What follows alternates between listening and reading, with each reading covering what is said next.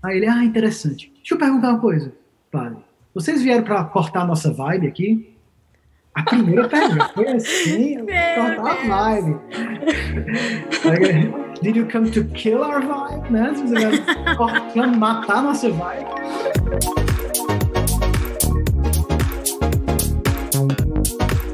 Bom, então, boa noite, boa tarde, bom dia, né? Não sei, depende de qual horário as pessoas estão assistindo o nosso programa. E nós temos uma grande alegria, que é receber um padre no nosso primeiro programa. Então, seja bem-vindo, Padre Cristiano! Obrigado! E não foi muito pensado que a gente chamou um padre como primeiro convidado, porém, né, a gente percebeu que foi realmente uma providência de Deus e te pedimos, padre, para dar uma bênção, né, para o nosso programa, para esse projeto que está só começando. O Parábolas, ele realmente surgiu assim da providência de Deus, né? Camila que estava visitando Brasília e de repente parecia surgiu o projeto todo já quase pronto, né? As melhores ideias nascem assim. Espontaneidade, as inspirações de Deus, né? Foi. Amém. Então, padre, pedimos a sua bênção. Então, vamos jogar água benta virtual, né? Como vocês disseram. No projeto, nesse instrumento de evangelização, né? Em nome do Pai, do Filho e do Espírito Santo. Amém. Senhor, nós te agradecemos por todos os dons que tu nos dás. Nós te agradecemos, Senhor, porque tudo é fruto da tua bondade e da tua providência. Os encontros mais fortuitos, as conversas, às vezes, aparentemente banais. Em tudo, Senhor, no nosso tempo se esconde o que é eterno. Em tudo se esconde os teus desígnios, a tua graça, a tua vontade.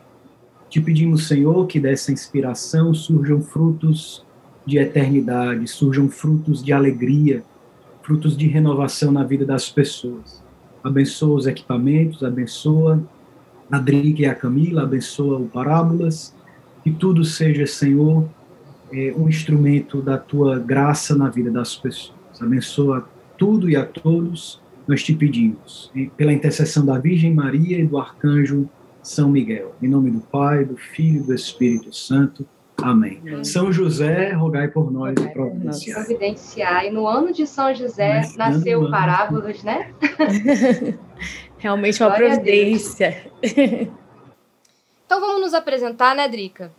Então, agora vamos começar o programa mesmo, né? Novamente, boa tarde, bom dia, boa noite, seja o horário que você está assistindo esse programa. Meu nome é Adriana Segovia.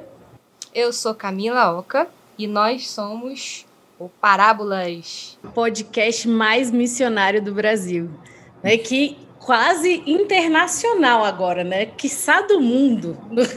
Não é? Podcast mais missionário do mundo. Do mundo. Já nem começou a ter um slogan, já vai ter que mudar. Bom, e hoje...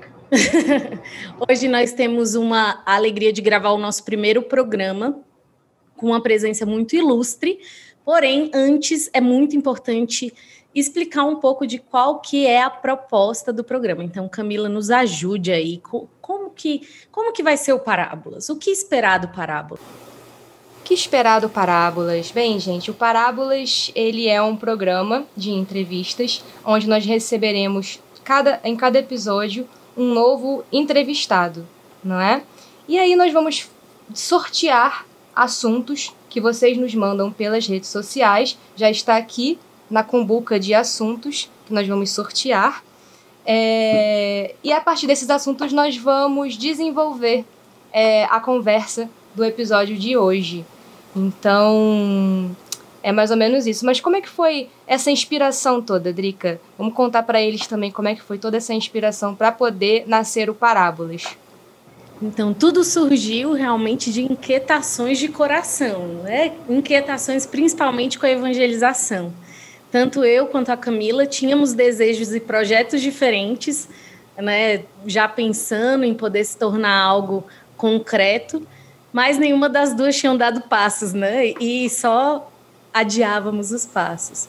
E por providência de Deus, né, por mais que fossem projetos diferentes, nós vimos que poderiam caminhar juntos. Então, numa conversa mesmo de uma visita da Camila aqui em casa, né, ficando na minha casa, minha querida hóspede, que já tem um quarto reservado para ela aqui. E nessa conversa acabou nascendo o projeto do Parábolas, que em 2 semanas a gente escreveu tudo que estava no nosso coração, passou pelo discernimento da comunidade em mais 1 semana e pronto, né? Graças a Deus a gente já pôde dar início ao nosso projeto. Sim, e também para poder levar Deus às pessoas, não só os cristãos, mas também todas as pessoas que estão aqui nesse continente digital. Levar um papo bacana, um papo legal, um papo acessível para todas as pessoas. Então esse é o principal também do Parábolas hoje, né? É levar essa paz, esse Deus, essa experiência com Deus para essas pessoas que estão aqui nos assistindo. Sim, só eu que estou morrendo de medo dessa cumbuca, tem uma cumbuca aqui. Né? Que nós vamos rezar, pedir ao Espírito Santo para que escolha o melhor assunto para que a gente possa desenvolver aqui nós 3 juntos. Mas é claro que o Padre Cristiano vai falar um pouquinho mais do que nós. Na verdade, vamos anunciar o nosso convidado de hoje. Eu tô achando ótimo assistir de camarote aqui, a conversa de vocês. Mas você não vai sair da raia, não vai fugir da raia não, Padre. Aguarde, vai chegar a sua hora. Nós já vimos cada um desses papeizinhos que estão na cumbuca, que inclusive é ótimo nome para este momento do sorteio, o sorteio da cumbuca. Sorteio da cumbuca, bem brasileiro. Bem brasileiro. Mas antes da gente sortear, é claro que nós vamos receber Padre Cristiano Pinheiro. Muito obrigado pelo seu convite, por ter aceitado, né, participar conosco desse projeto. E nós precisamos saber quem é Padre Cristiano Pinheiro, onde você está morando, Padre? Qual é a sua missão? Qual é o seu serviço dentro da comunidade? Que comunidade você participa? Conta pra gente. Bem, meu nome é Padre Cristiano Pinheiro, eu sou natural de Fortaleza, no Ceará, no Brasil, tenho 37 anos de idade, eita, né? É um menino. E há 20 anos atrás eu entrei na comunidade de vida Shalom. Com 17 anos já são 37, né? Então, sou missionário da comunidade de vida Shalom. Isso significa que é aquele tipo de missionário da comunidade que deixa a própria pátria, a própria cidade, a própria casa, o próprio futuro profissional, vamos dizer assim, para viver seu presente, passado e futuro na obra de evangelização da comunidade Shalom, vivendo numa casa da comunidade, e com uma vida fraterna assim, intensa, especial, com outros irmãos e irmãs, vivendo exclusivamente para a obra de evangelização da comunidade Shalom, né? Todos nós vivemos, nós da comunidade de vida e de aliança, vivemos inteiramente para a evangelização. A diferença é o modo de fazer, né? No nosso caso, da comunidade de vida, vivemos assim, trabalhando exclusivamente nas obras da comunidade Shalom, vamos dizer. Sabe? É uma linguagem para o pessoal que não é da obra Shalom entender melhor, né? Porque às vezes a gente fala de um jeito como o pessoal do Shalom entende, mas quem não é do Shalom não entende, né? Mas, então, nasci desde criança, sou membro da obra Shalom, meus pais são da comunidade, e aí tive uma experiência com Jesus Cristo e dentro da comunidade Shalom e me tornei missionário. Então, faz 20 anos que eu estou aí nessa estrada. Morei por quase 11, 12 anos, entre 11 e 12 anos na Itália, em Roma, minha última missão, e há poucos meses cheguei nos Estados Unidos para morar aqui, fundar a nossa primeira missão na cidade de Nova York, né? Então, nós estamos aqui nos States, né? Chegou no meio do coronavírus aí, hein, Padre? No meio do coronavírus. É a missão que a comunidade Shalom fundou no tempo da pandemia, até então, né? Tem outras aí na gaveta, mas a gente conseguiu abrir essa missão mesmo no meio do caos de 2020. A gente conseguiu chegar aqui, foram as barreiras, estamos aqui, né? Para contagiar as pessoas de um outro tipo de vírus, né? Muito melhor, um vírus de vida eterna, né? Não é esse vírus de morte, né? Mas estamos ali, estamos fazendo nossa parte. E como é que está sendo esse iniciozinho aí, Padre? Vocês são quantos? Como é que vocês chegaram aí? Como é que está sendo essa adaptação com esse povo novo? Já temos Obra Shalom em Nova York? Já temos nativos aí? Como é que está sendo? Está sendo uma grande surpresa, assim, eu não esperava. 2 missionários, nós devemos ser 5 missionários da comunidade aqui, né? Um ainda não conseguiu chegar por causa da pandemia, porque ela está no Brasil, está com o visto pré-aprovado, mas ela não pode ter a entrevista final, que dá o carimbo do visto e fazer a viagem para cá. É um limitezinho técnico, mas que infelizmente ela não conseguiu chegar ainda. Rezem por isso, por favor, que quando o pessoal assistir esse episódio aqui do Parábolas, a coisa já esteja resolvida, né? Amém, amém. Nós conseguimos... Foi uma aventura muito grande. 2 missionários conseguiram chegar um dia antes de começar os decretos de lockdown no Brasil e nos Estados Unidos. Chegaram em março do ano passado, a Justine e o Alan. E outra missionária que é da comunidade de Aliança, a Wendy, ela é mexicana-americana, né? Ela nasceu no México, mas cresceu nos Estados Unidos, é cidadã mexicana e americana, e é da comunidade de Aliança e está em missão conosco aqui. Então, atualmente somos 4, à espera de nos tornarmos 5.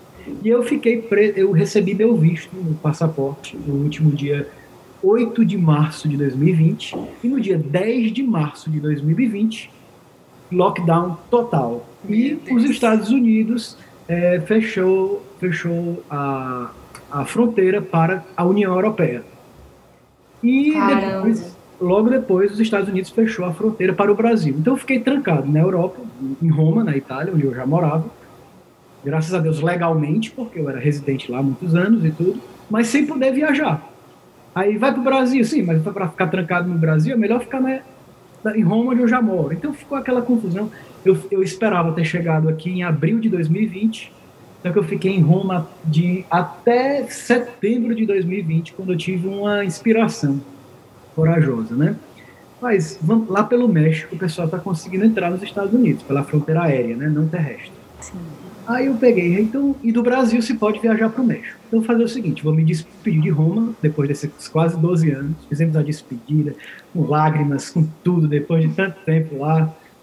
E aí, cheguei no Brasil, passei 10 dias ali com a comunidade, com a minha família, que mora em Fortaleza, e viajei para o México. E aí, Senhor, o que é que vai acontecer? Passei uma quarentena no México, passei 15 dias lá, e fui para o aeroporto. Meu Deus, vai dar alguma coisa errada, mas meu rosário todo dia, se eu furo essa barreira que não tinha nenhum problema em Recife. Na fé.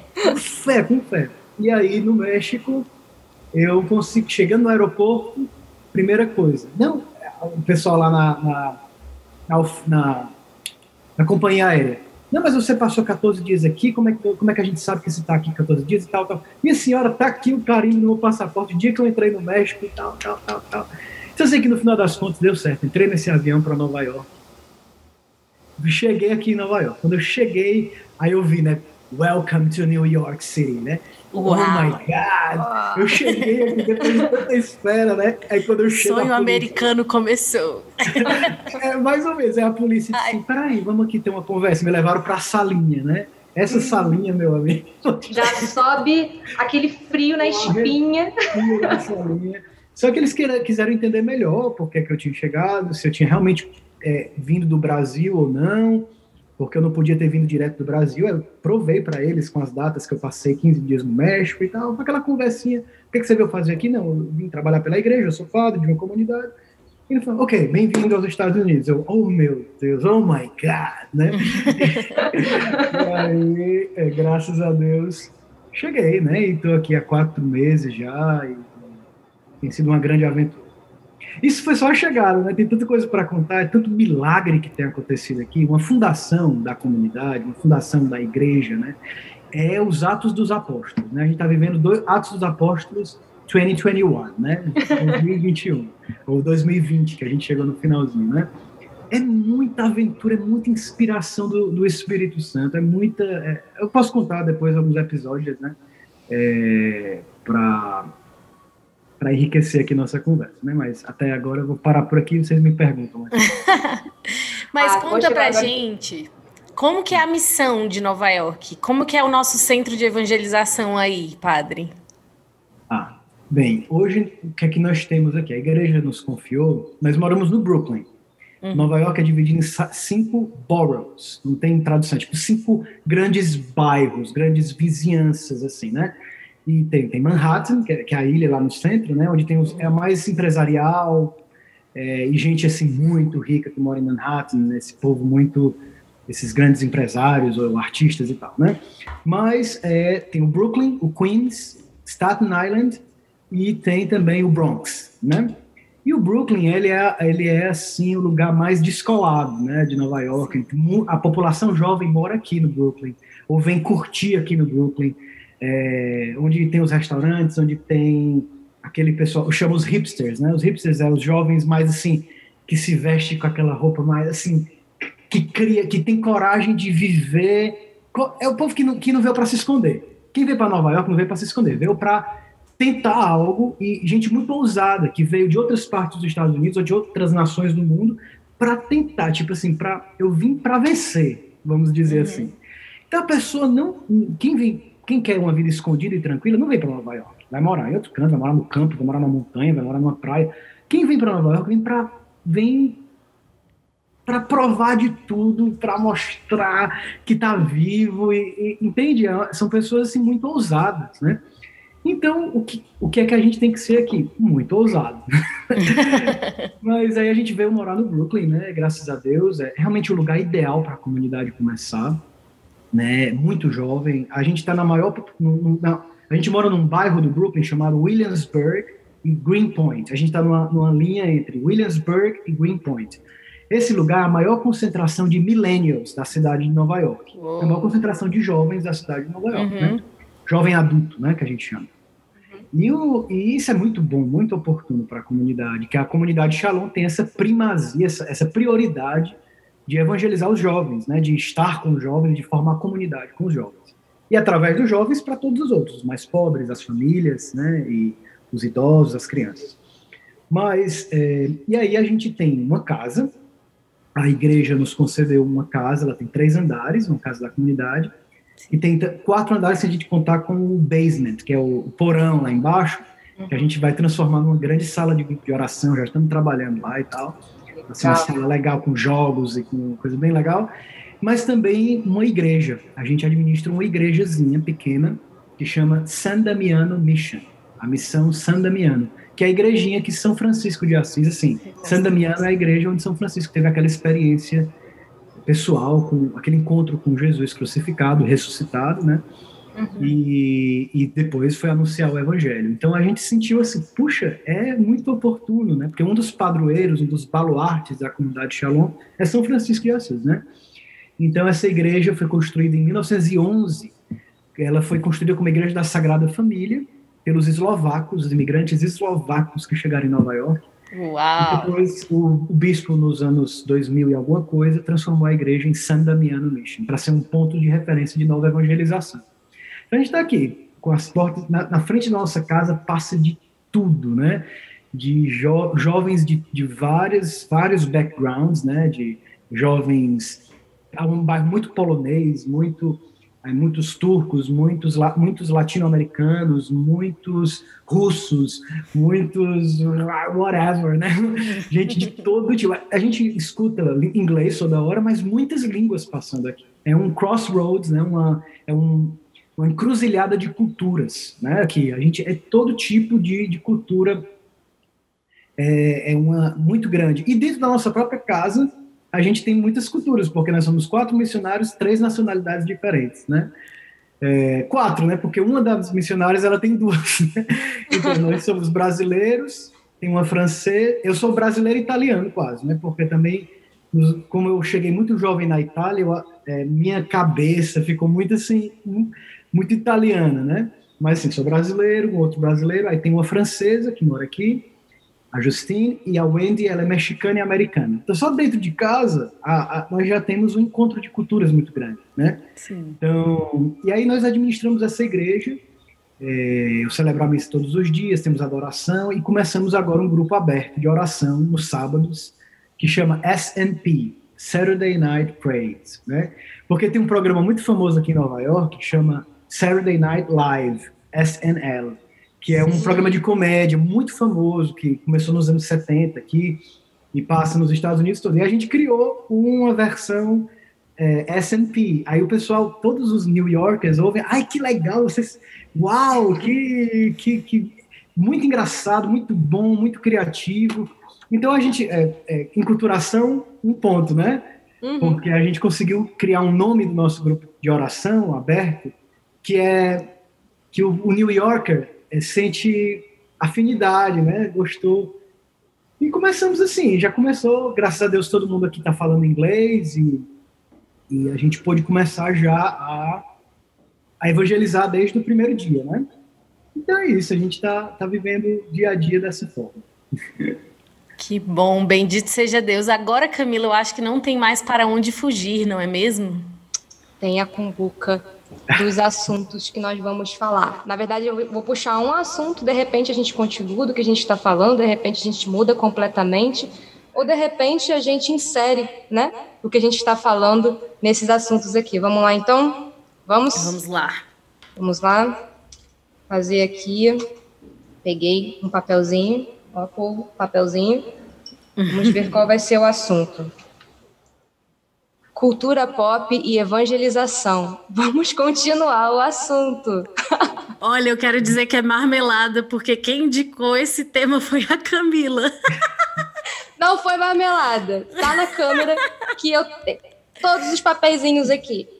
Povo, não é marmelada, por favor. Cultura pop e evangelização. Mas eu achei interessante, porque a gente estava falando do Saturday Night Live, que é um programa antiquíssimo norte-americano, né? E que já fizemos esse cruzamento de cultura pop, que os americanos assistem todos os sábados, né? Para o nosso grupo de oração. Então, padre, vamos falar sobre cultura pop e evangelização, não só no território norte-americano, mas também tudo que o senhor já viveu aí ao longo da... Jesus Cristo! Isso é muito engraçado. Toda vez que a gente chama um padre do Shalom de Senhor... Não, Senhor está no céu, Senhor é Jesus Cristo. Eu sou a pior de todos, porque eu só chamo padre de Senhor. O padre Hintz vive brigando comigo. É uma coisa muito, muito bonita na comunidade, depois eu respondo a pergunta da cultura pop, né? Mas nós somos irmãos entre os irmãos. Então a gente é pai, mas a gente também é filho da comunidade. Nós somos filhos. Eu posso ser um padre velho de 90 anos, eu vou ser filho da comunidade. E irmãos, a gente tem essas relações muito bem definidas, né, na nossa vida. Quando um irmão de comunidade me chama de senhor, eu digo, mas você é minha irmã, como é que você vai chamar seu irmão de senhor? Né? Mas você também é meu pai. Sim, sou seu pai. Hoje também sou seu irmão, né? Mas tudo bem, né? Bem, cultura pop. Eu não sei, me dá uma definiçãozinha de cultura pop para eu ligar Camila, o carro aqui. Agora o problema é seu, Camila. Eu vou dar um exemplo aí que eu vi nos seus stories uns dias atrás. Tá. Você falou um pouco sobre Star Wars e os evangelhos. A minha pregação amanhã no All Together, no Encontro Europeu, eu vou falar do Star Wars. Engraçado, né? Olha só. Vamos por essa linha, né? O que a gente pode se utilizar da cultura pop e falar dos evangelhos, evangelizar o povo, né? Para ficar próxima, né? Desse povo que a gente conversa. A gente conversa hoje com os millennials, né? Do mundo todo. Evangelho de São João. O verbo se fez carne e habitou entre nós. Não tem nada que na nossa humanidade não tenha sido querido, abraçado, envolvido pela eternidade de Deus, desde que Deus se fez homem, né? Não tem nada que Deus não queira tocar na humanidade. Primeira coisa. Segunda coisa, mesmo sendo Deus, ele não se apegou à sua condição divina, se esvaziou e se fez um de nós, e se tornou escravo, né? Para depois exaltar a humanidade para aquilo que ele tem, para a glória do céu. Deus abandona a glória do céu para nos buscar e que nós possamos, com tudo que nós somos, participar daquilo que é dele. Ele toma tudo aquilo que é nosso para que nós possamos participar de tudo aquilo que é dele. Quando eu olho para a cultura pop, que pode ser a gente pode ter cultura e qualquer outro adjetivo depois, eu sempre acho que não tem nada no mundo que não possa ser que não possa receber algo do evangelho. Nada. Não tem nada. Até o pecado pode receber, o pecado ele é apagado pelo evangelho, né? Quando o evangelho se encarna, o pecado é destruído. Então, não tem tudo, o evangelho toca tudo. Um dia uma pessoa num grupo que eu faço parte, do WhatsApp, disse assim, estava muito feliz com um evento online que a comunidade fez, disse, meu Deus, não sei quantas mil pessoas participaram, a evangelização pela internet funciona. Aí eu disse para a pessoa, onde o homem funcionar, onde a mulher funcionar, o evangelho funciona.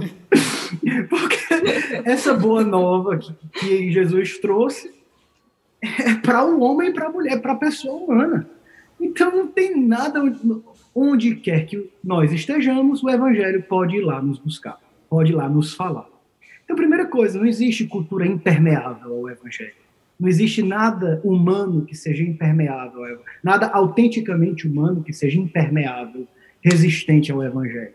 O evangelho vai entrar em tudo. Então, quando a gente fala de cultura pop, a gente pode... Meu Deus, não tem nada que Paulo pegou a cultura pop da época dele e encheu de evangelho. Por exemplo, Paulo estava no Areópago, em Atenas, na cidade de Atenas, a grande capital cultural do mundo antigo, do mundo da época de Paulo. São Paulo foi para Atenas. Ele queria chegar em Roma, que era a grande New York do tempo dele, mas Atenas era a capital cultural, né? Era como se fosse assim, no mundo asiático, hoje a Coreia, né? Tipo, a China é onde o dinheiro onde tem poder e tudo, mas a Coreia influencia a cultura de todos os países asiáticos. Tem o K-pop, né? A música pop coreana.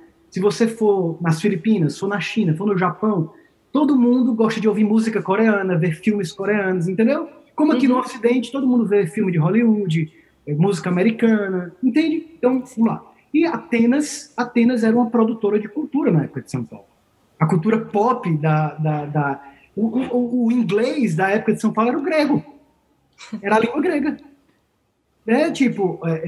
Provavelmente Jesus, quando falou com Pôncio Pilatos, os soldados romanos, provavelmente, como tem no filme da Paixão, do Mel Gibson, sim, ele bota Jesus falando um pouco latim, provavelmente Jesus falou grego com eles. Porque, provavelmente, não se sabe, porque era o inglês da época.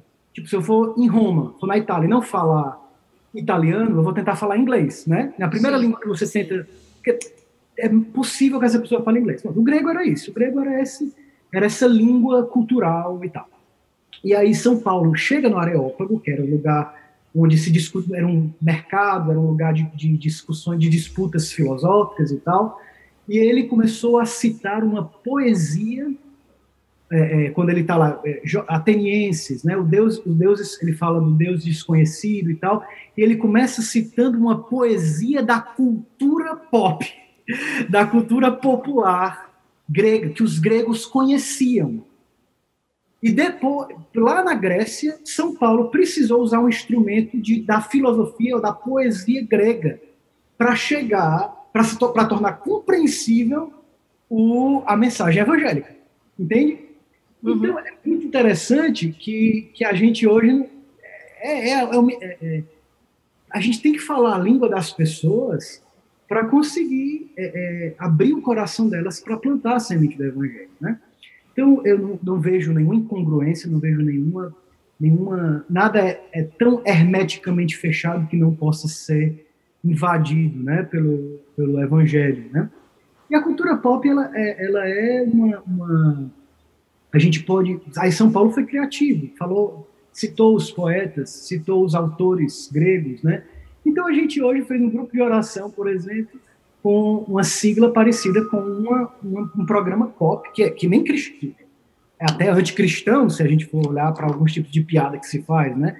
Mas não teve nenhuma desacralização do nosso grupo de oração. A gente pegou uma coisa criativa, smart, né, inteligente, da cultura, para dizer, ei, isso aqui desculpa, eu não quero ser aquele brasileiro que veio morar nos Estados Unidos e fica falando inglês.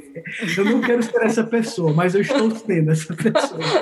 Né? A gente fala relatable, né? Relatable, eles usam muito essa palavra que é tipo, eu digo uma coisa que você é capaz de entender imediatamente. É algo que se associa à sua realidade. E você vai compreender mais rápido porque eu estou falando dessa forma. Isso é uma coisa relatable, né? A qual eu posso relacionar com algo meu. Ou seja, isso aqui é muito relatable.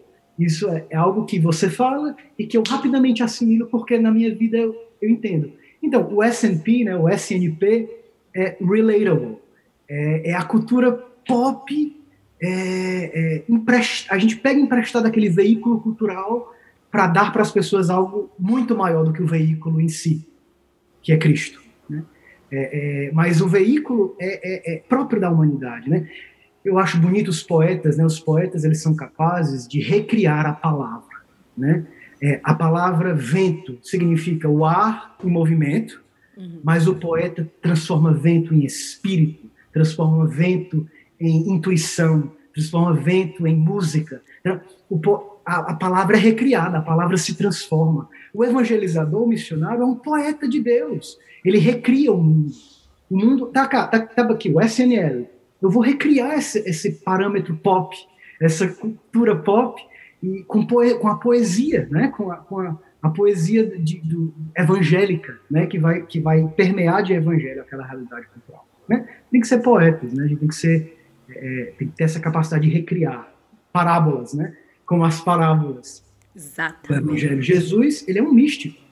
Jesus, ele é um poeta. Jesus é um artista. Jesus, ele vê o campo de trigo e ele tira do campo de trigo algo muito maior do que o trigo. Ele tira das aves do céu. Jesus observa as aves do céu e fala do Pai que cuida de nós mais do que as aves do céu têm o ninho ou a comida. Jesus, ele é capaz de recriar o contexto existencial humano, dizendo algo muito mais profundo. Ele vê por trás das camadas da existência. O que é que tem por trás das camadas da cultura pop? O evangelho é capaz de escavar, ou até de usar essas camadas, e a pessoa vai descascando as camadas da cultura pop e encontra lá dentro Cristo.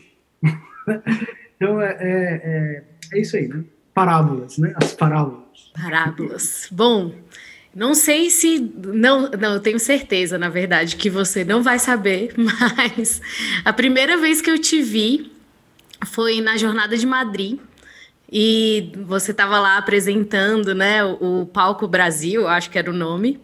Você e o Rafael Dac, eu acho. E eu fiquei muito impressionada, porque juntando vocês dois, eu acho que dava 15 línguas, mais ou menos, assim. E acredito que dentro dessa questão, assim, porque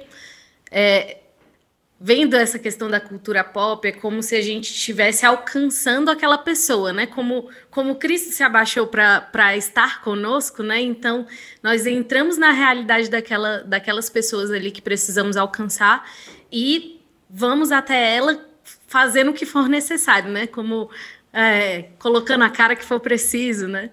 E a grande maioria das perguntas, né, que chegaram para a gente, elas sempre estavam falando sobre algo sobre cultura, sobre países, né? Não sei porquê, imagina. Alguém que quase não viajou nessa vida, o padre Cristiano Pinheiro, acho que tem ali, compete, a gente estava conversando ontem, eu e a Camila, compete com Glória Maria, não é mesmo? Quem visitou mais países, Glória Maria ou Padre Cristiano? Fica essa enquete, responde aqui embaixo. Na Jornada Mundial da Juventude do Panamá, teve uma jovem que pediu para ver meu passaporte. Padre, meu sonho é ver seu passaporte. Aí a passaporte e os carinhos do passaporte. Oh, meu Deus do céu. Mas, enfim... essa questão de você realmente conhecer a cultura do outro, conhecer, se aproximar do outro, falar a língua dele, conhecer, assim, se inserir realmente, né? Como que isso pode fazer diferença na evangelização? Como que isso consegue alcançar o coração de uma pessoa? Olha, hoje em dia, quando você vai falar para grandes... você vê os critérios de grandes empresas para empregar funcionários, né? Você vê que hoje em dia não se usa mais só o QI, né? O coeficiente intelectual. Aí começaram a usar o QE, o coeficiente emocional, né? Inteligência emocional. E hoje muitas empresas adotam a inteligência cultural, porque eles entendem que hoje isso é um recurso muito importante para fazer pontes, né? A inteligência cultural é a capacidade de fazer uma ponte entre a minha cultura e a sua, e poder unir distantes e nós alcançarmos juntos um mesmo objetivo. A inteligência cultural para a evangelização é fundamental. Não há evangelização sem inteligência cultural. Até entre pessoas de uma mesma cidade, de uma mesma cultura. Porque a cultura de uma pessoa é diferente da outra, né? Então, o encontro de culturas, ele requer a inteligência cultural, essa inteligência espiritual cultural, que é, eu vou fazer uma ponte de mim para aquela pessoa do jeito certo, uma ponte que não caia, uma ponte firme, que aquela pessoa possa atravessar, que eu possa atravessar até ela e ela possa atravessar de volta, né? Então, eu acho que, graças a Deus, assim, né? Porque o pessoal falando que eu viajo muito, só contextualizando, porque senão o pessoal pensa que eu sou um padre desocupado, né? É verdade, Viajar foi um dos meus grandes sacrifícios nessa vida, porque eu não gosto de pegar avião, né? Durante muito tempo, durante uns 8 anos mais ou menos, eu trabalhei na assistência internacional da comunidade Shalom, que é o setor responsável por dialogar com a igreja do mundo inteiro, em nome da comunidade, e com os bispos, de várias dioceses do mundo, prospectar novas fundações da comunidade, casas missionárias da comunidade Shalom. Então, realmente, eu tive a ocasião de viajar em todos os continentes para reforçar esse diálogo e abrir portas para a presença missionária da igreja, né, mas através do carisma da comunidade Shalom nesses lugares. Então, por isso, pude viajar muito. Então, nesses lugares, encontrei pessoas muito diferentes, né, muito diferentes. Isso foi dando, eu não sei se eu tenho essa inteligência cultural que eu estou falando, eu estou elogiando uma coisa, mas não é me elogiando, não. Mas eu acho que, ao longo do tempo, eu fui entendendo que tem coisas que a gente diz que não vão ser entendidas se eu não me baixar mais, se eu não explicitar mais, se eu não desvendar melhor alguns conceitos, que a gente às vezes fala, nós temos uma linguagem autorreferencial, a gente dá por certo que as pessoas entendem o que nós estamos falando, nem sempre, muitas vezes não se entende, né? Não só com o diálogo, mas com as expressões. Olha, engraçado, eu cheguei aqui e eu comecei a perceber que os meus irmãos percebem tudo que eu faço com o meu rosto. Tudo. E até porque nós temos culturas diferentes, né? A gente fala inglês juntos, mas cada um tem a sua cultura própria, né? Então nós começamos a ler muito a expressão facial um do outro. E um dia uma irmã aqui de casa disse assim: Padre, tu é muito transparente. Padre, meu Deus do céu, eu dou na cara dessa forma? Dá. E eu me achava a pessoa mais discreta do mundo. E não sou, né? A gente vai entendendo quanto o nosso rosto, os nossos gestos, as nossas palavras dizem muito, né? Ou então não dizem algo, né? Que a gente pensa que diz, mas ainda não disse. A pessoa não entendeu. Você precisa ir mais, precisa escavar, né? Então, é isso aí, inteligência cultural e evangelização. Bom tópico aí para um próximo entrevistado, se vocês tiverem, né? É uma coisa interessante. Sim. É interessante, né, Padre, você falar sobre isso, porque eu estava lembrando muito da minha história de vida junto com o Shalom, né? Desde o dia que eu conheci o Shalom até hoje. Eu sempre morei no estado do Rio de Janeiro, sempre morei no Rio. Então, eu achava, assim, que o mundo eram os cariocas, que eu poderia me comunicar com qualquer pessoa do mundo inteiro, da forma como eu me comunicava com os meus amigos, com os meus chefes, enfim, com os meus professores, daquela forma todo mundo me entenderia. Aconteciam certos atritos de entendimento e que, naquele orgulho, naquela prepotência, assim, como assim a pessoa não entendeu do que eu falei? Né? Beleza, vou parar por aí, para eu ir desenvolvendo. Aí eu fui para Fortaleza. Eu comecei a falar do jeito que eu sei falar com o cearense e ninguém me entendia. E eu não entendia ninguém. Meu Deus do céu, eu estou no Brasil, todo mundo falando português, mas a gente não está se entendendo de jeito nenhum, né? E aí eu tive esse movimento de começar esse abaixar-se, né? Abaixar-se para o outro, para que o outro pudesse me compreender, né? Para que eu pudesse compreender o outro e criar essas pontes. Eu comecei a entender, meu Deus, como eu era mais, né? Prepotente e orgulhosa lá no passado, lá no Rio de Janeiro. Porque muitas vezes, até mesmo os meus colegas, que eram da mesma cultura do que eu, não me entendiam, eu não entendia ele, porque eu não fazia esse movimento, né? Aí depois eu tive a oportunidade de passar aquele tempo lá em Roma e eu fui assim, gente, eu não sei nem falar italiano, como é que eu vou me fazer compreender para esse povo? Como é que esse povo vai se fazer compreender para mim, né? Então, só reforçando que esse caráter missionário da comunidade, que nos faz ir ao encontro das pessoas. Hoje, por exemplo, eu namoro um menino que é de Brasília, e o tempo inteiro, a nossas... Oi? Olha aí, Brasília? Lá de Brasília. Eu fico no meu hotel da Drica, para quando eu for visitar o meu namorado, e aí a maioria das nossas conversas é assim, nossa, como você é diferente nesse sentido, como você se expressa dessa forma, e eu falo, nossa, você se expressa dessa forma. Então, assim, como é salvífico para a gente olhar para fora da janela daquilo que a gente acredita, da nossa casa. A minha casa, a cultura é essa, a família Oca é essa cultura. Mas se eu olhar para fora da janela, vai ter mais coisas, e isso me faz me abrir para as famílias que estão na minha comunidade, isso me faz me abrir para os jovens que estão na minha comunidade, faz me abrir para as crianças que estão na minha comunidade, porque Deus ele me deu essa graça de olhar para fora dessa janela. Assim, né? Então, uma coisa interessante, Camila, é que eu vou descobrindo que o outro é uma parte indispensável de mim, né? Por exemplo, quando esses anos que eu estou agora tão saudade da Itália, né? Já que eu morei por tantos anos, isso, meu Deus, eu fui gerado por aquele encontro de culturas. Quando a minha cultura se amalgamou, vamos dizer, se mesclou, se assimilou da Itália, da Europa, ali também do coração da igreja, Roma, né, o Vaticano. Eu cheguei aqui na Babilônia, né, porque Nova York é uma cidade totalmente descristianizada, mas como aquilo, a envergadura do meu ser é fruto do que eu vivi, do que eu assimilei de outras culturas. E, meu Deus, aquele outro é uma parte indispensável do eu. Uhum. Ainda bem que no meu eu se integrou outro. E eu sou mais eu porque outro começou a fazer parte de mim. Então, isso é muito, muito legal também nesse encontro de culturas. Você nunca vai se perder. Você vai enobrecer o seu ser.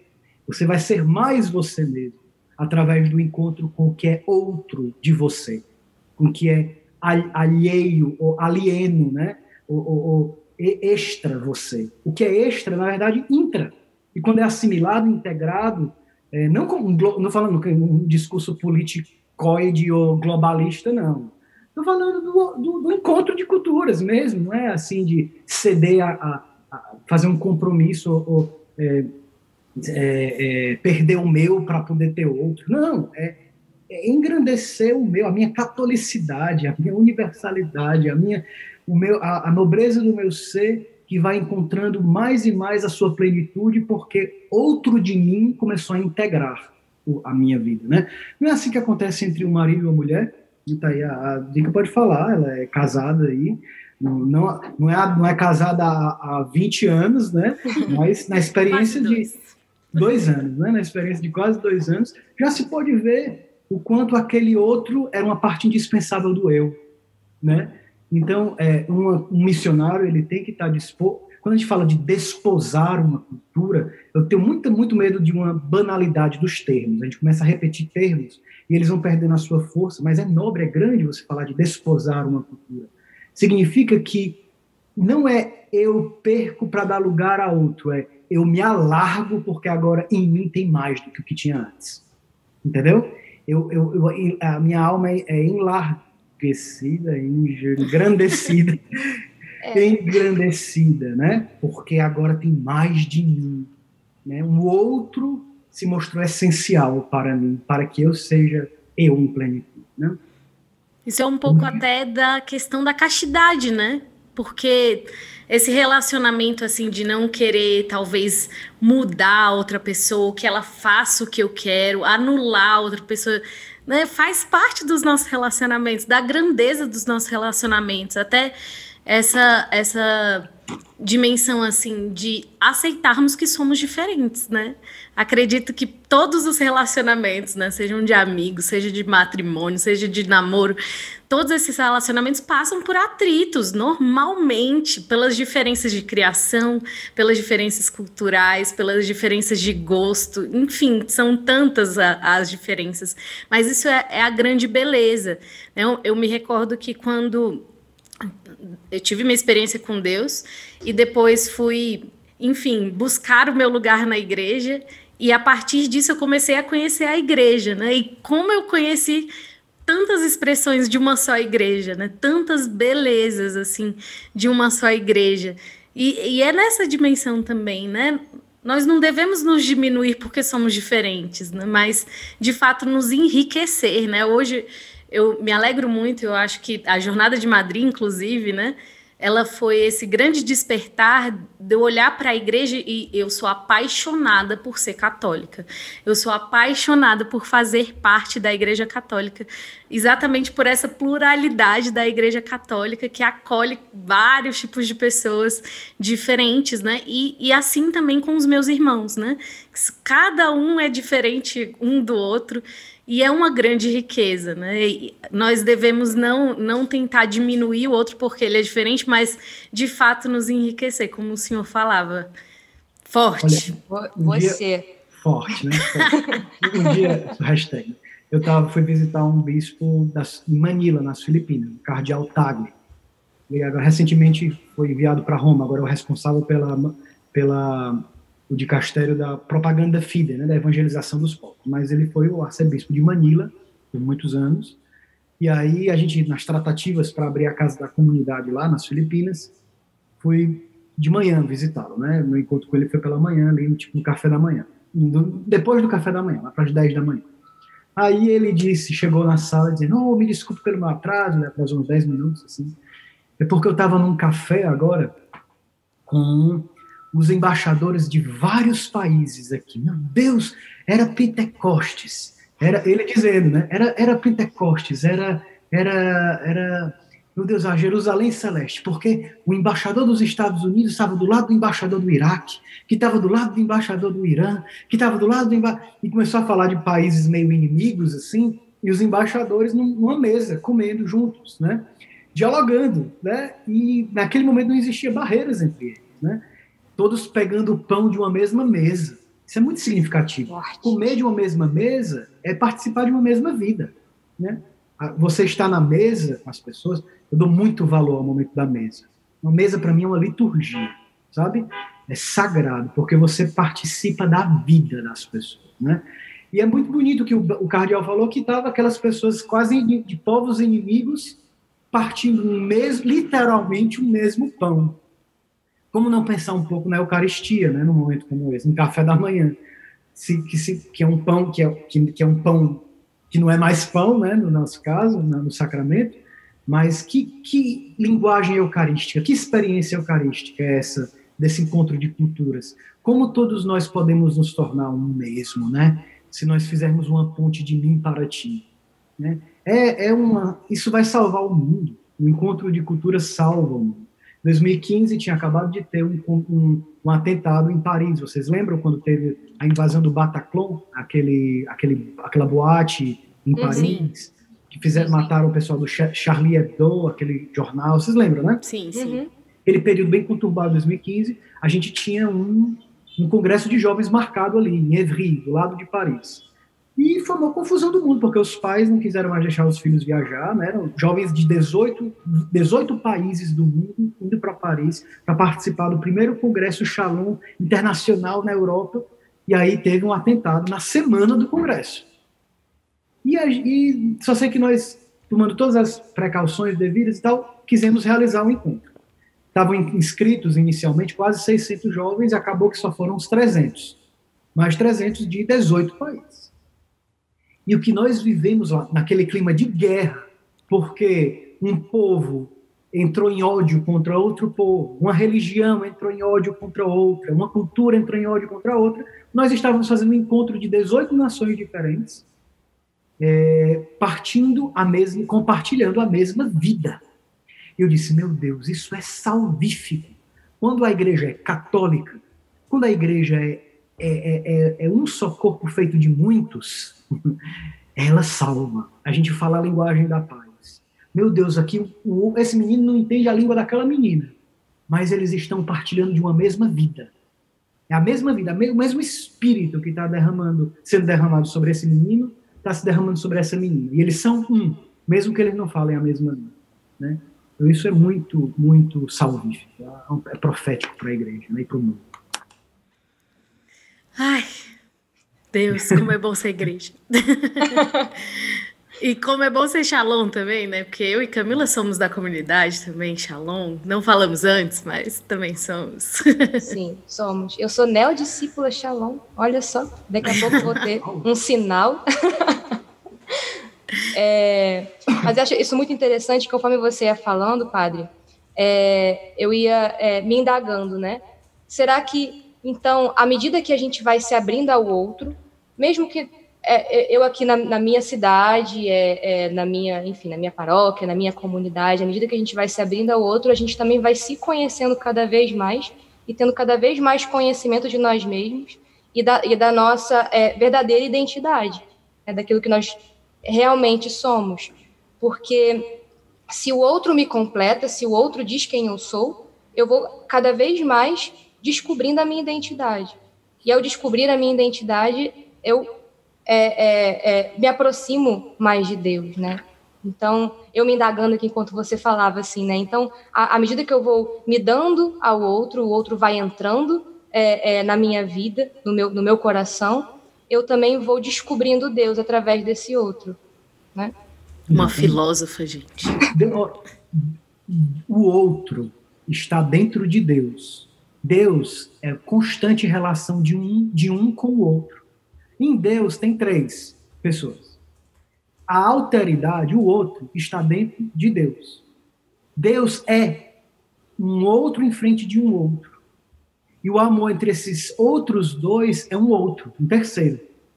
Então, até a constituição mais essencial de tudo que existe, Deus, dentro da essência daquele que é o fundamento de toda a existência, Deus, existe outro.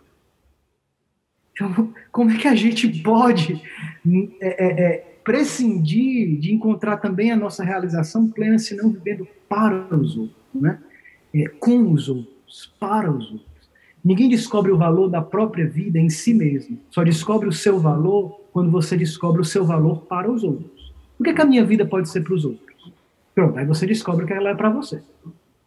Quando você descobre o valor que a sua vida tem para os outros, você descobre o valor que a sua vida tem para você. Não é o contrário. Eu contra o mundo, querendo descobrir quem eu sou. Aí vai para Hollywood, com todos os filmes, toda a série que vê hoje, é uma pessoa sozinha contra o mundo inteiro, afirmando o próprio eu. Quando você chega lá, o que é que tem? Um grande nada. Agora, se eu desde o começo descubro o que é que eu posso ser para os outros, imediatamente, desde o começo da jornada, eu já sei quem eu sou e já entendo o meu valor, porque eu sou para os outros. Entende? São João Paulo II descobriu que ele queria ser padre. Eu acho muito bonito, eu digo isso para vários jovens que estão buscando a vocação. Não só que querem ser padre, quem quer casar também. Tudo. Eu digo, João Paulo II, sabe como é que ele descobriu que ele ia ser padre? Ele era artista, ele queria se casar, tinha até uma namoradinha lá, com história, né, e tal. Mas ele descobriu que ele queria ser padre quando ele viu o sofrimento dos seus connacionais, os poloneses, sofrendo com os terrores da Segunda Guerra Mundial, nazismo, etc. Aí ele disse, eu preciso ser padre. Esse povo precisa do carisma do sacerdócio na minha vida, e eu vou ser padre para eles. O carisma do estado de vida dele, da missão dele no mundo e na igreja, nasceu da necessidade dos outros. Tu entende? O eu, o outro é parte indispensável do eu. E não essa coisa hollywoodiana terrível que é hoje me, myself and I, eu mesmo, eu, bloco eu sozinho, eu encontrando o meu lugar na sociedade, no mundo, contra tudo e contra todos. Pelo amor de Deus, isso não é real, isso não existe, é uma utopia enganosa, mentirosa, que tira o outro do horizonte da nossa existência. É um suicídio. né? É um suicídio, é no não eu que eu encontro o eu, como na Trindade. O Pai é totalmente voltado para o não eu, e é eu em plenitude se dando inteiro ao Filho, e o Filho devolve em gratidão tudo que ele recebeu do Pai ao Pai. E esse movimento do eu para o não eu gera o terceiro, que é o Espírito Santo, né? Sem ordem cronológica, né? Que é uma heresia, né? Eternamente, né? Eternamente, essencialmente. Amém, né? Tem que falar de teologia. Uau! Padre, voltando às questões de cultura pop aqui, qual foi a maior loucura que você já participou para evangelizar, assim, indo de encontro à cultura das pessoas? Qual foi a maior loucura? Eu já fiz muita coisa nessa vida. Fiz muito, já evangelizei em ônibus, falando na frente de todo mundo.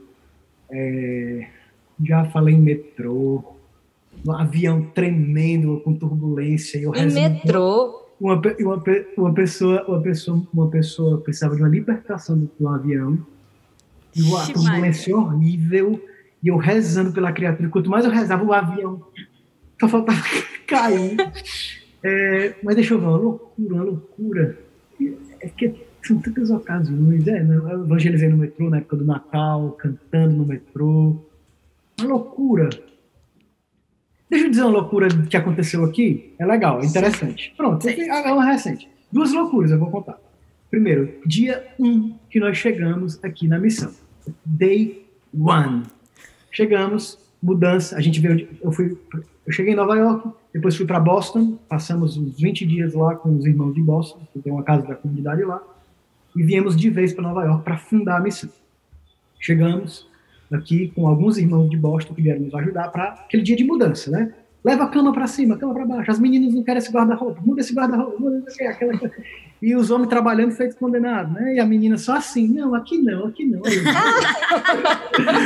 É brincadeira, elas também trabalharam muito, né? Mas todo mundo naquele dia bem pesado, para no outro dia ter a missa de fundação da missão, né?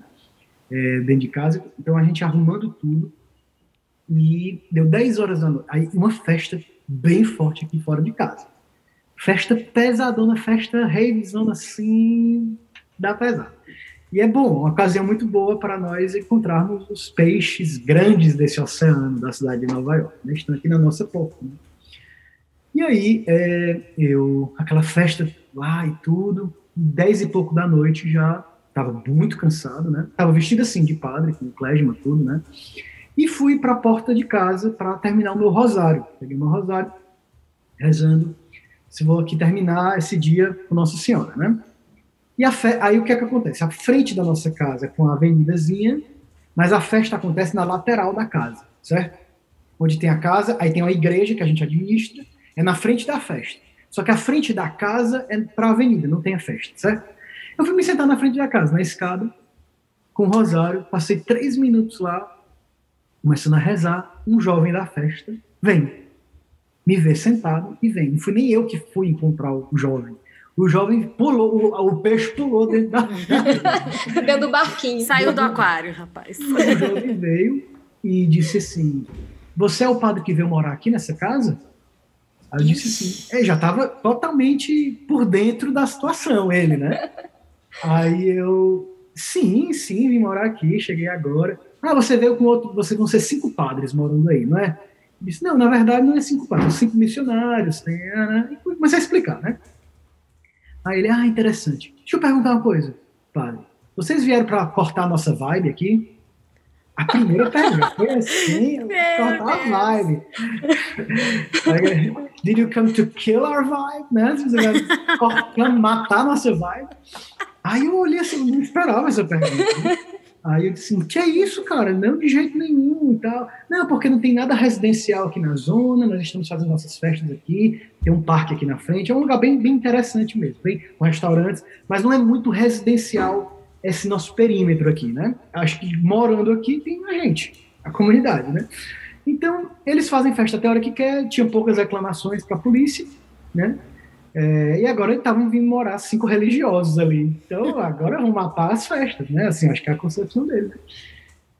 E aí eu disse, que é isso, cara? De jeito nenhum. Não se preocupe, a gente está aqui para construir a comunidade juntos, né?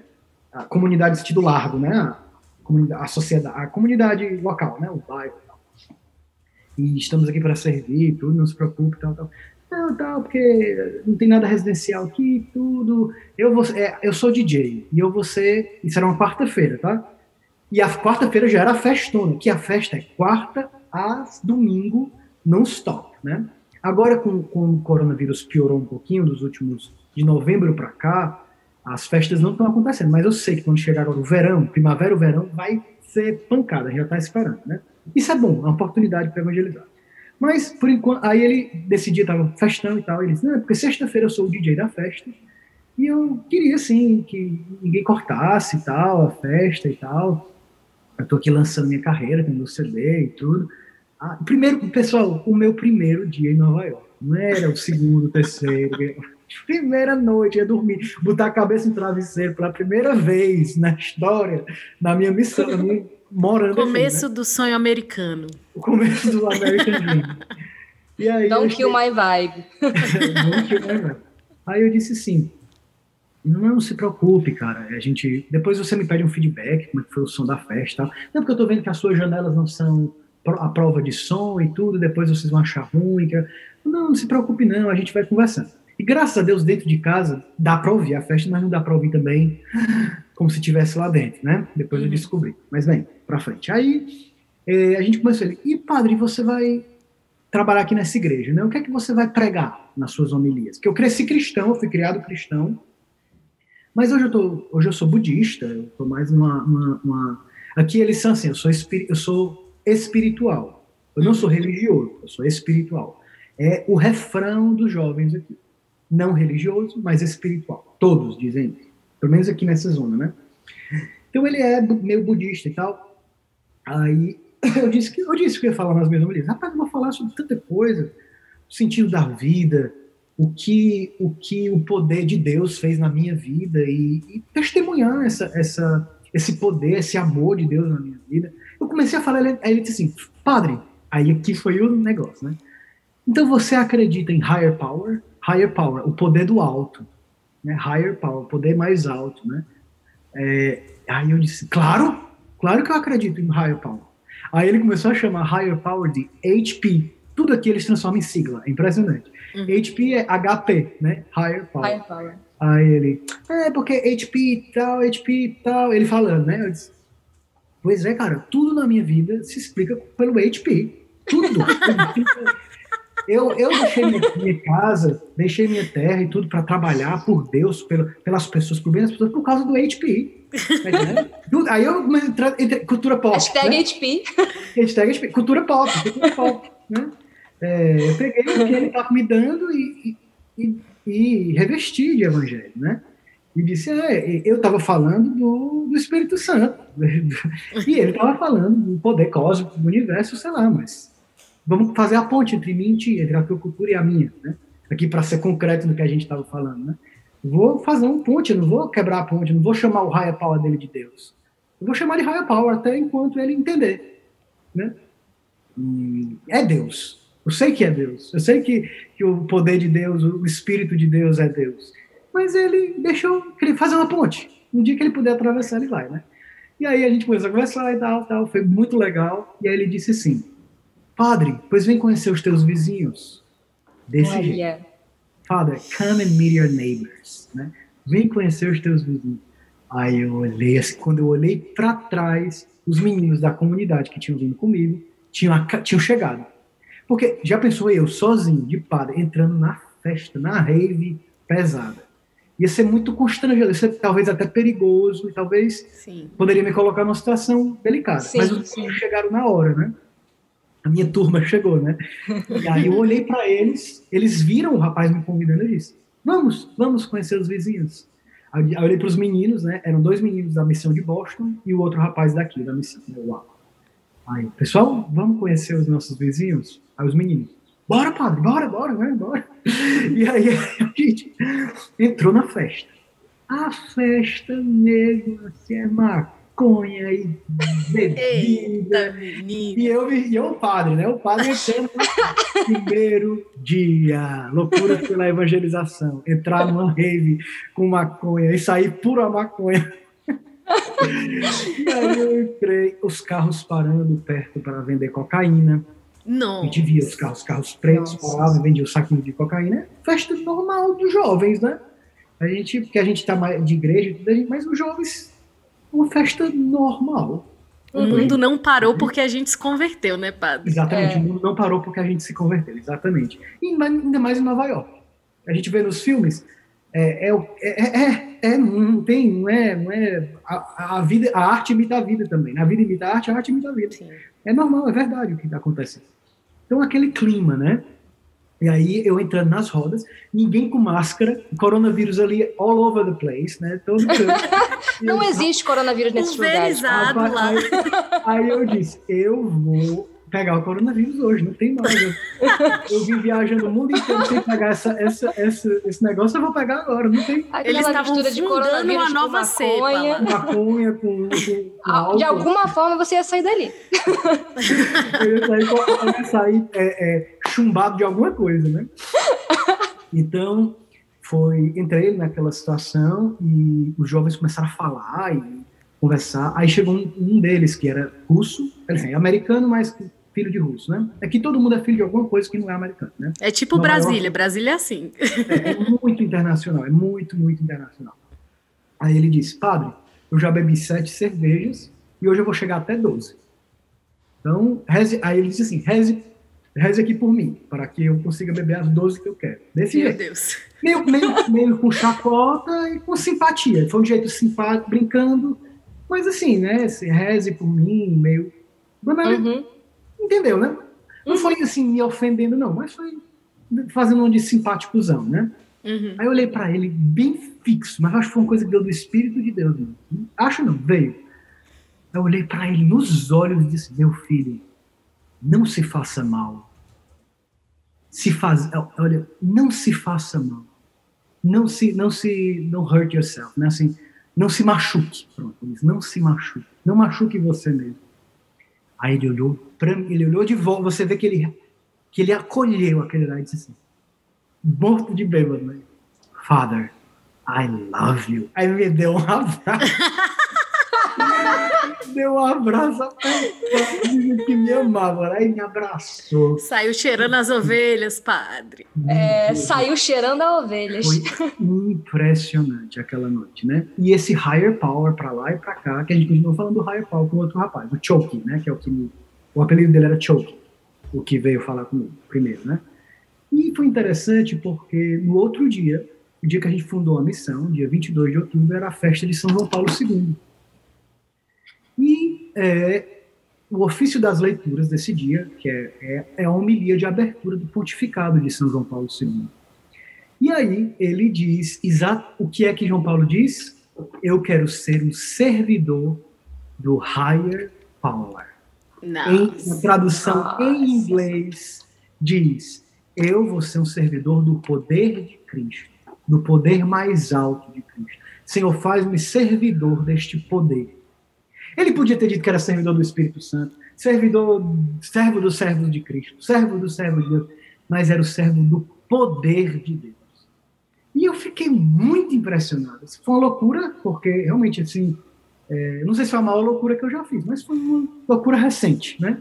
Loucuras de amor recentes.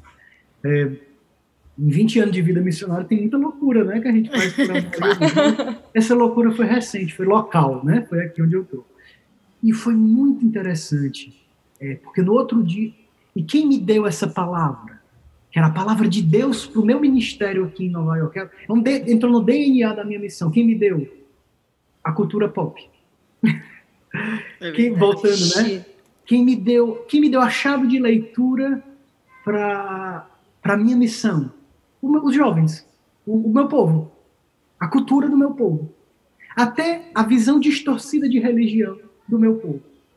Você pega aquilo como um tesouro e diz, Deus tem muito mais para me dizer através disso, é claro. Porque Deus é o Senhor da minha missão, não o higher power, não. Deus é o meu Senhor. Mas a chave de leitura quem me deu? O povo. Foi o jovem. Ele me deu o segredo da minha missão aqui, enquanto eu estiver morando aqui. Seja 1 ano, seja 5 anos, seja 10 anos, seja pro resto da minha vida. Esse menino me deu a chave de leitura da minha missão, né? Não, eu me lembro de uma pregação. O senhor estava falando sobre uma experiência que teve na Ásia, acho que com essa cultura do karaokê que rola por lá. Sabe que experiência foi essa? Quer que eu fale mais ou você já conta? Do cara... Não, eu lembro, mas diga, continua. Não, foi sobre, assim, um rapaz, eu acredito que ele não conhecia exatamente quem era Jesus Cristo, e aí ele te escutando cantar, ele percebeu que tinha algo diferente ali na forma que você cantava, parecia que você cantava para alguém. Como foi essa experiência? Foi na China mesmo, né? Foi esse jovem, a gente não era um momento de música, tipo, não era um karaokê, cantando juntos, né? Cantando músicas em várias línguas de músicas cristãs. E aí ele perguntou assim, engraçado, né? Ele não sabia que eu era padre, né? Ele me chamou de cristiano, como eu me apresentei. Lá na China você não pode dizer que você é padre, tá lá. Tá? Não, né? Então ele disse assim, foi interessante, enquanto você cantava, eu senti que você estava falando com alguém. Com o que você estava falando? Aí eu disse assim, eu estava falando com Deus. Disse bem claramente, né? Estava falando com Deus, estava cantando para Deus. Deus? Como assim com Deus? Falando com Deus? Eu disse, Deus é uma pessoa. E aí ele, meu Deus estava falando com Deus. Interessante, aqui na China a gente aprende que Deus não existe. E a gente aprende que Deus sou eu, Deus é o Estado, Deus é o meu trabalho, Deus é a minha família, né? Mas interessante, você estava falando com um outro ser, né? Eu disse, com outro ser, com Deus. Aí ele, porque quando você cantava, eu senti uma mão entrando aqui dentro do meu peito e fazendo uma massagem. Aí eu disse assim, era uma coisa boa? Aí ele, era bom. Eu disse, esse era o amor de Deus que você estava sentindo. Esse Deus, para quem eu estava pedindo a Deus para tocar vocês. E Deus te tocou. E aí isso é uma demonstração do quanto ele te ama. Aí ele ficou assim, é um conceito completamente novo, entenda? Pra gente, olha, eu senti o amor de Deus, senti uma emoção, senti o toque de Deus, senti uma revelação de Deus. A gente entende o que é essas coisas, né? Porque nós mesmos já sentimos isso, não foi? Uma revelação, uma imagem, um sentimento. Para aquele menino era a primeira vez, né? Então, entenda, pra gente não dar assim por certo que a gente sabe... Não, ele não sabe o que é sentir o toque do Espírito de Deus. Não é uma coisa, né? Não é relatable, né? Como eu estava dizendo, não é uma coisa que ele entendia. Então você tinha que começar do zero, né? E aí eu disse que era Deus, que o conhecia, que o amava, e que estava tocando nele, querendo mostrar que existia, que o amava. Aí ele ficou mais impressionado, mas disse, mas é muito difícil eu entender que tem um Deus, porque eu falei nesse ínterim, que Deus tinha criado, que Deus o tinha criado, Deus o amava, Deus queria levá-lo para uma vida mais bonita, mais bela, aquelas coisas que a gente fala, né? Assim, tentando adaptar a linguagem dele. Aí ele disse, muito difícil entender um Deus que me criou e que quer o meu bem, porque eu vivo um grande sofrimento hoje. Aí eu, foi mesmo? Qual é esse sofrimento aí? Minha mãe tem câncer e ela tá para morrer. E é a pessoa que eu mais amo no mundo e nunca vi uma pessoa sofrendo tanto no mundo. A pessoa que eu mais amo. Como é que esse Deus que me criou e quer o meu bem que domina tudo e pode tudo, deixa minha mãe sofrer isso?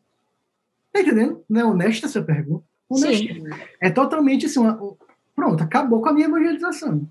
Entrou na dor, no sofrimento, o problema moral do mal, que é uma coisa inexplicável. Pronto, acabou-se, né? Eu disse, acabou-se, Jesus, eu não tenho mais o que dizer para esse menino, né? Se você não me der as próximas palavras, eu não sei o que é que eu vou dizer para ele. E Deus deu as próximas palavras, né? Não sei se isso funcionaria com todas as pessoas, mas foi o que Deus deu para ele, né? Como Deus se abaixa, faz uma ponte dele para cada um de nós. Naquele momento a ponte era eu, né? Uhum. E aí eu disse para ele, meu filho, não vou dizer o nome dele não, né? Por razões. Começava com o teu nome. é o seguinte, isso eu ia falando sem saber a próxima frase que eu ia dizer. Eu não sabia o que eu ia dizer. Não tinha uma coisa pronta na minha cabeça. Eu comecei a falar. Quando você vai proclamar numa oração o carisma do Espírito Santo, né, que Deus está te inspirando uma coisa, você não sabe nem o final da frase, mas você começa a dizer que Deus está colocando ali. Né? Pronto. Então, eu disse para ele, quando a gente vai nascer para essa vida, a gente nasce na vida normal para essa vida, tem muito sofrimento, né? As contrações do parto, o parto em si, e nós sofremos muito. Porque a primeira vez que o ar entra nos nossos pulmões é muita dor, a criança sofre, ela sai daquele ambiente seguro, né? Tem vida depois do ventre, né? A vida após o ventre, porque a vida daquela criança é perfeita, né? Ela está ali comendo, né? Nem abre a boca para comer, vem pelo umbigo, né? Então, assim, é tudo perfeito, né? Tudo ali. Aí, para vir para essa nova vida, o que aquela criança pode? Ela não pode ver nada. Aquilo é vida. O que tem fora? A vida após o ventre, né? Como a gente pega a vida após a morte, né? A vida após o ventre, mas ela, para chegar nessa vida, tem um trauma, tem uma dor, para ter o privilégio de viver, né? Para poder viver esta vida, que é uma vida que não é fácil, né? A vida do crente. Né? A vida do crente não é fácil. É pior ainda do que a vida. Né? Não é fácil. É a vida e a gente é feliz por viver. A gente luta para viver. O nosso instinto é de sobreviver, não é de morrer. Né? A gente, com todos os problemas que essa vida tem, a gente quer viver. Né? É vida. Só que aí, a gente nasce assim, com muito sofrimento, para viver uma vida que tem sofrimento. Sua mãe, ela está nascendo de novo. Só que agora ela vai nascer para um tipo de vida na qual ela nunca mais vai sofrer. Nunca mais vai sentir dor. Ela nunca mais vai chorar. E o que ela tiver chorado nessa vida, Deus vai enxugar as lágrimas dos olhos dela. É isso que Deus prometeu para nós. E a sua mãe vai nascer. Espere, ela não está morrendo, ela está nascendo. Aí esse menino olhou para mim e disse assim, se existe uma vida desse jeito, eu consigo acreditar em um Deus que me ama. Meu Deus. Nossa. E é interessante, depois eu fui lembrando no Evangelho de São João, toda vida que Jesus fala, ele anuncia o Evangelho, ele anuncia, pede uma cura, pede conversão, ele promete o que depois? A vida eterna. A Zoé, a vida da vida, a vida sem fim. Né?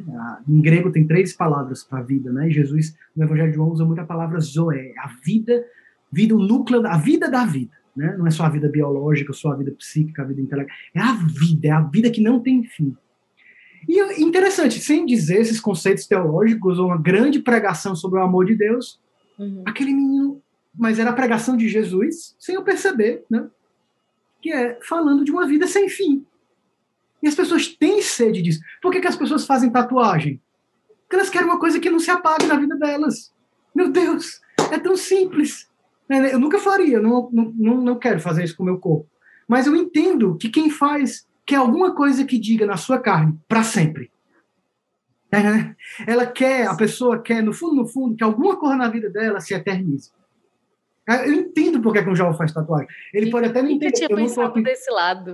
Olha. Eu não estou fazendo apologia à tatuagem. Eu não quero dizer aqui o que é contra ou a favor. Eu não sou dessas pessoas que fazem pregações de faça isso ou faça aquilo. Eu não sou essa pessoa.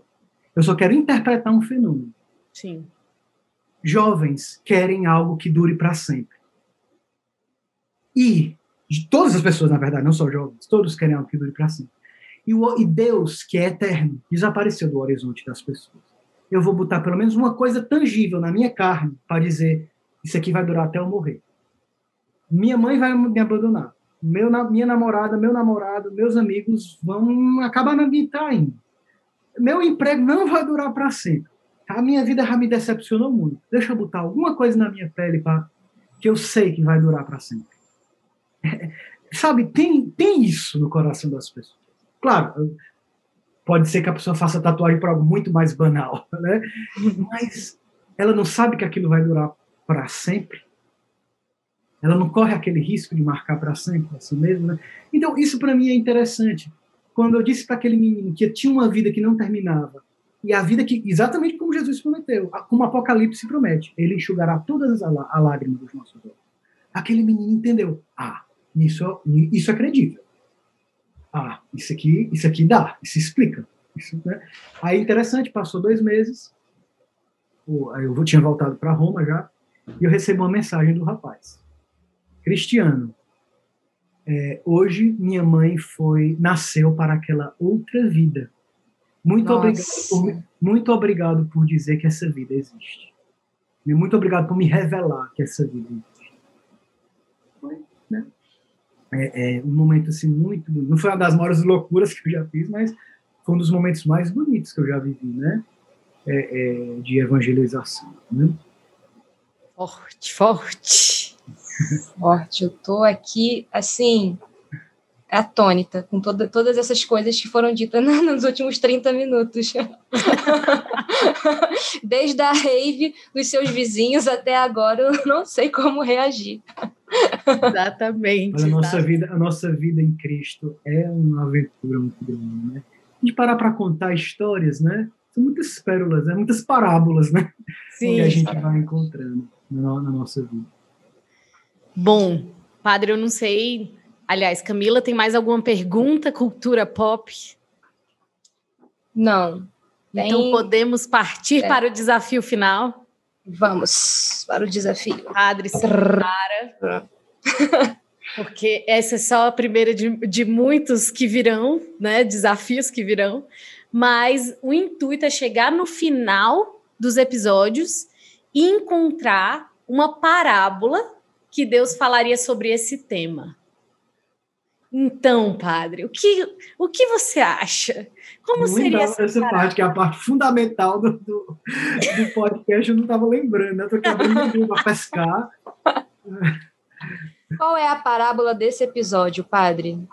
Qual seria a parábola desse episódio? Você pode começar, a gente pode ajudar também, não tem problema. Não, eu vou dizer uma que veio na minha cabeça, eu vou ter medo de fazer uma forçação de barra, mas vamos, né?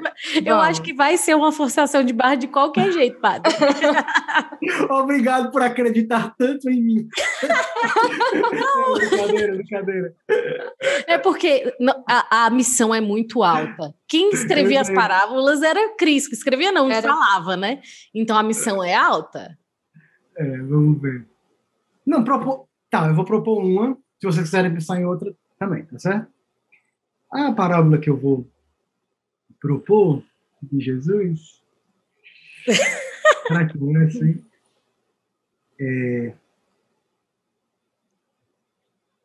Um homem encontra um tesouro escondido num campo, certo? Certo. Uhum. E ele vê o tesouro, ele se encanta com aquele tesouro.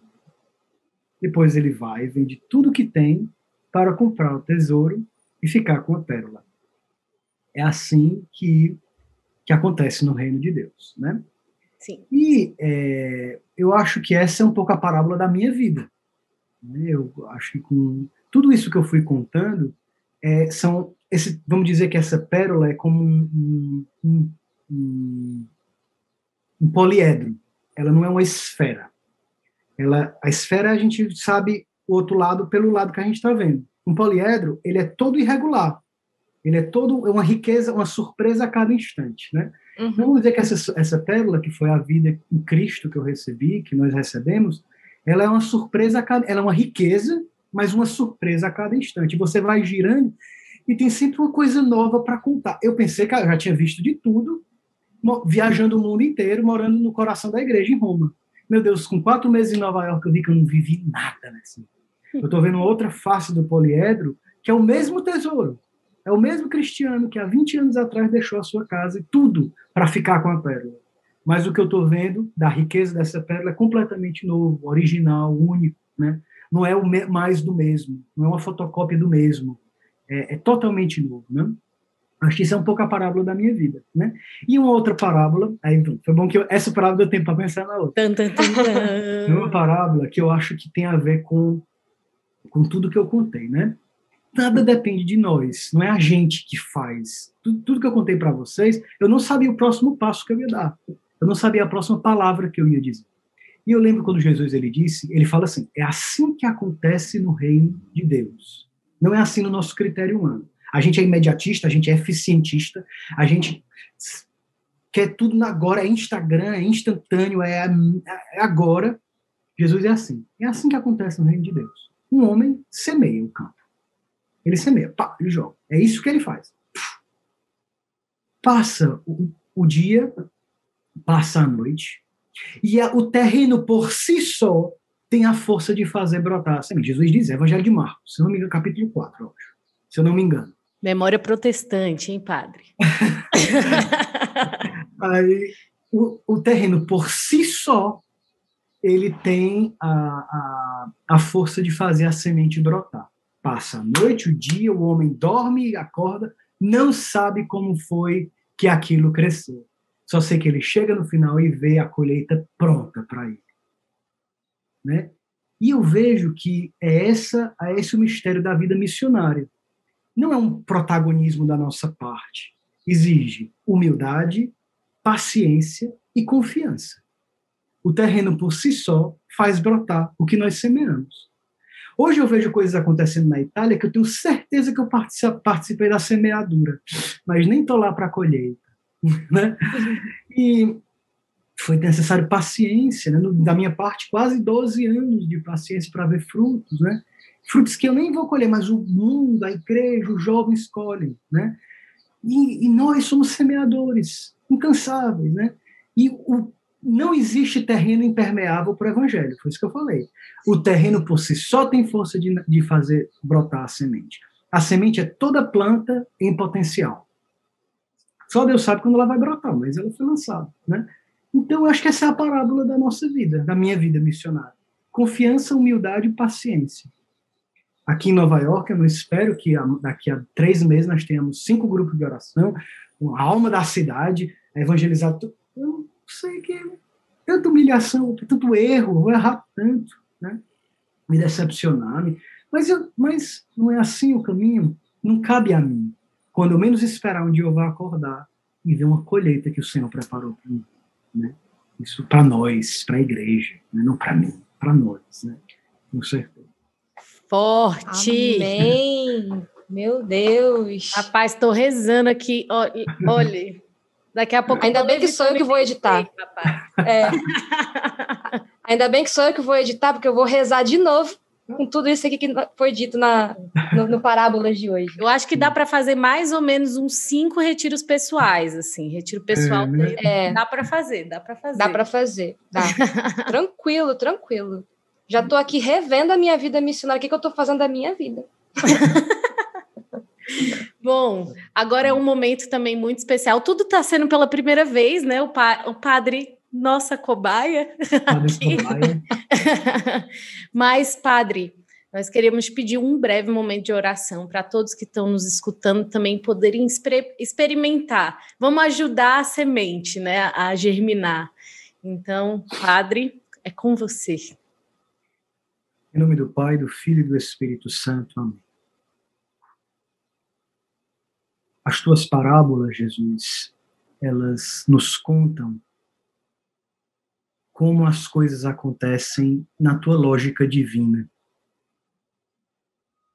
As tuas parábolas, elas nos fazem entrar nessa terra do contrário, que é o Evangelho. O rico, o verdadeiramente rico, é aquele que é pobre. Aquele que realmente tem os olhos aptos para ver tudo, para ver a Deus. Não são aqueles que corrompem os olhos, mas os puros de coração. Os que perdem são aqueles que ganham. E nessa terra do contrário, Jesus, que tu nos inseres com a tua palavra, com as tuas parábolas, é, na verdade, a cidade feliz, a Jerusalém celeste. O mundo glorioso no qual nós temos tanta sede de viver. E nós vamos vivendo entre as belezas desse mundo, Senhor, como que subindo uma escada até ti. Nós pensamos que conquistamos aquilo que nós queremos e assim que nós agarramos o que nós queríamos, aquilo já não é mais suficiente.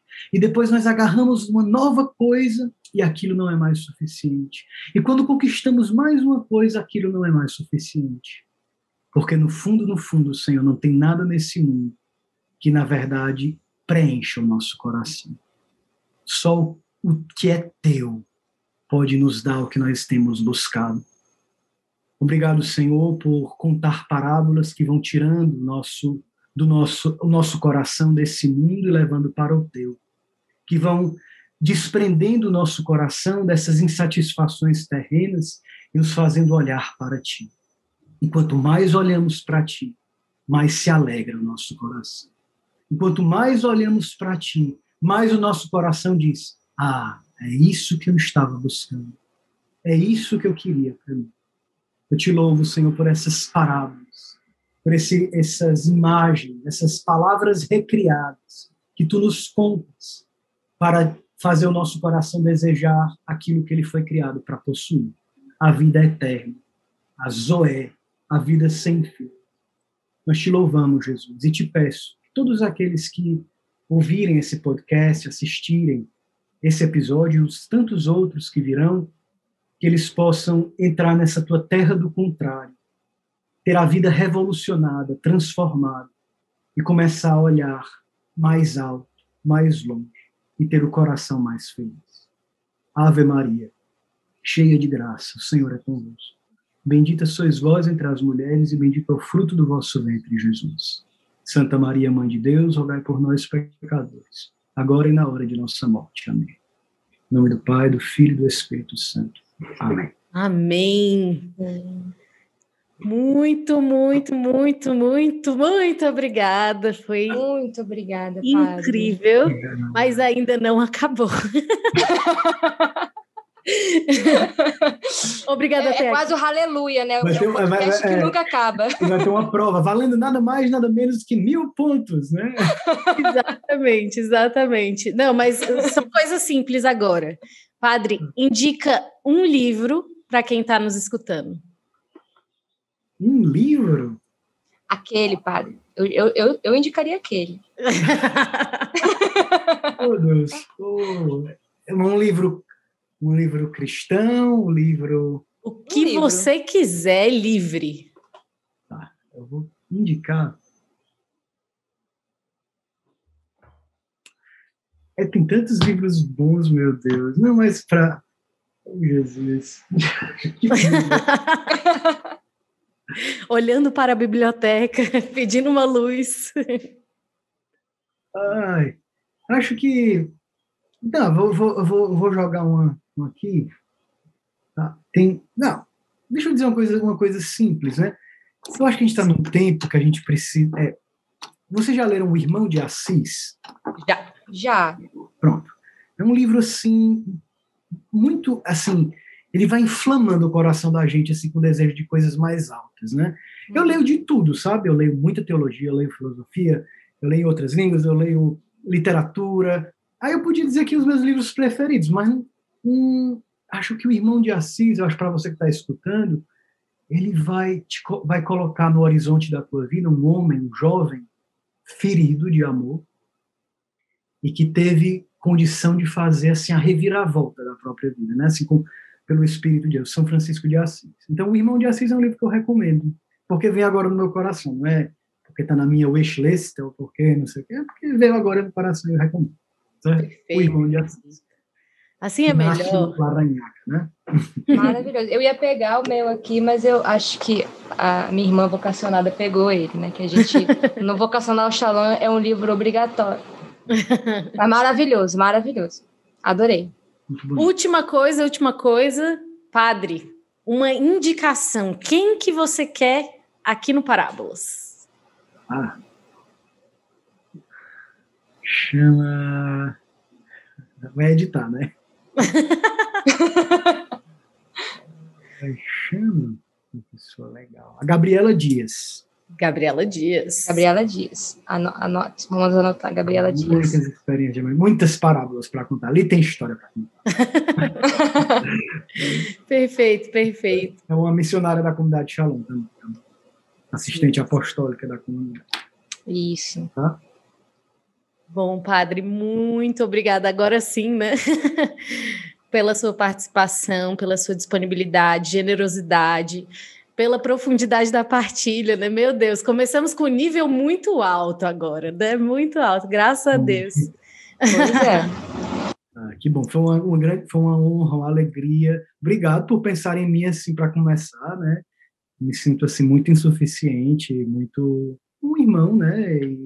Mas fico feliz de poder partilhar desse tesouro que eu recebi, que eu descobri, né? E poder abrir o coração e a gente fazendo pontes entre nós e os outros, com as experiências, com a alegria do Evangelho, a gente pode realmente mudar o mundo, né? Transformar a face da terra. Jesus fez isso contando parábolas, né? Então, é muito bom falar das parábolas da nossa vida também. É verdade. Obrigado. Verdade, maravilhoso. Gostei. Adorei esse papo, padre. Eu acho que, sim, como a Drica mesmo disse, né? Agora, alto nível, começamos alto nível com o papo.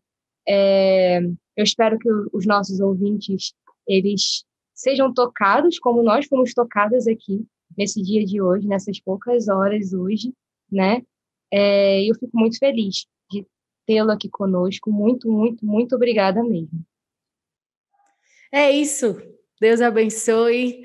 Já vamos terminando por aqui, mas não se esqueça de seguir as nossas redes sociais, não se esqueça de procurar aí em todas as formas possíveis o Parábolas Podcast, que nós estamos já em todas. Então é uma grande alegria ter começado esse projeto, vem muita coisa pela frente. Não esquece de dar um like se você está aqui no YouTube, né? Dê o seu like, começa a se inscrever, seguir a gente, ativa o sininho, Nossa, meu sonho era falar isso, estou realizando meu sonho. Sonho de blogueira. Tô brincando. Mas blogueira profissionais. Profissionais, pelo amor de Deus. Muito obrigada. Até a próxima.